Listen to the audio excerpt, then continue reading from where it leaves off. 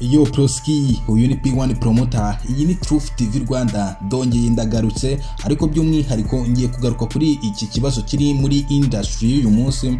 Muheto afungiwe ubusinzi, Fatakumavuta afungiwe kuba yaribasiye abantu mu mvugo ndetse n'ibyaha byakorewe kuri mudasobwa, ariko Fatakumavuta baranamupimye basanga Fatakumavuta n'umwe mu bantu bakoreshaga ibiyobyabwenge, ariko ku kintu cyerekeranye ibiyobyabwenge kandi mwibuke ko n'inzoga zizira mu biyobyabwenge muri rusange, ni ikintu cyugarije abastari ba hano mu Rwanda. Ngira ngo ejo bundi mwumvishe ko Brian imodoka ye yayihiritse muri Nyungwe.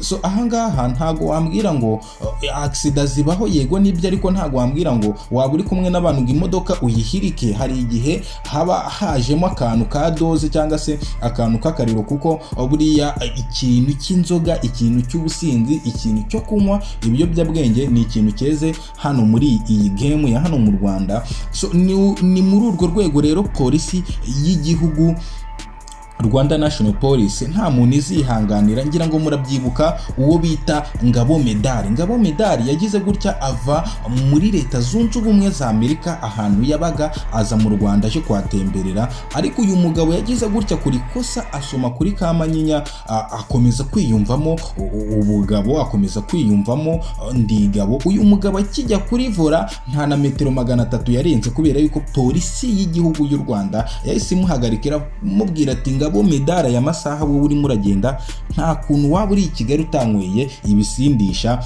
Ngabo Meddy nuko bamuhuhishijemo, murabyibuka ko yafunzwe ibyumweru 2 agatanga n'amande arenga 150,000.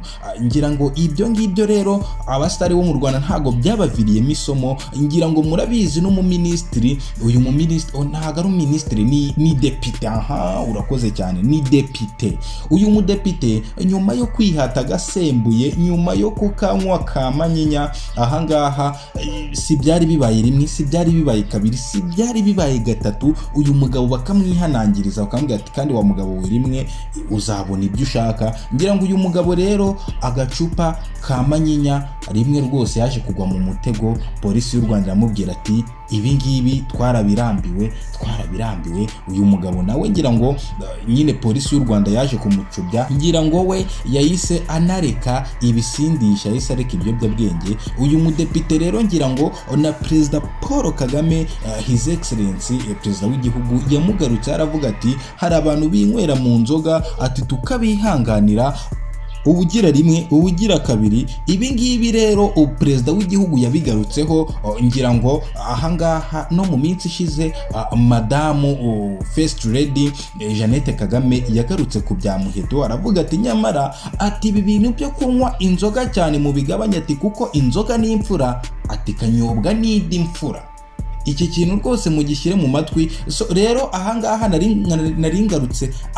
naringarutse kuri depute, nawe inzoga rwose zaraburije zikamuraburiza cyane. So inzoga rero muri iki kibuga zagiye ziraburiza abantu benshi, kugeza naho Muheto rwose nawe polisi y'igihugu yamubwiye ati Muheto, yabwiye Muheto ikamubwira ati Muheto ibi bintu byo kunywa inzoga bigabanye, ati kuko umunsi twazagufata utwaye imodoka wanyweye inzoga rwose tuzagufata kandi uzabibona. Muheto rero ngibi ibimuviriyemo. Ngira ngo rero tugaruke kuri Fatakumavuta, nawe nubwo ashinjwa ibyaha byo kuri internet no kwibasira abantu mu mvugo, ariko Fatakumavuta nawe arahura n'iki kibazo cy'ibiyobyabwenge.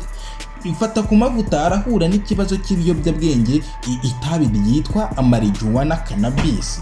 Iri tabi ryagiye rifungisha abahanzi benshi bagiye batandukanye. So rero ibi bintu mureke tuvuge ngo turwanye ibiyobyabwenge. Njyewe na P1 promoter, iyi Truth TV Rwanda.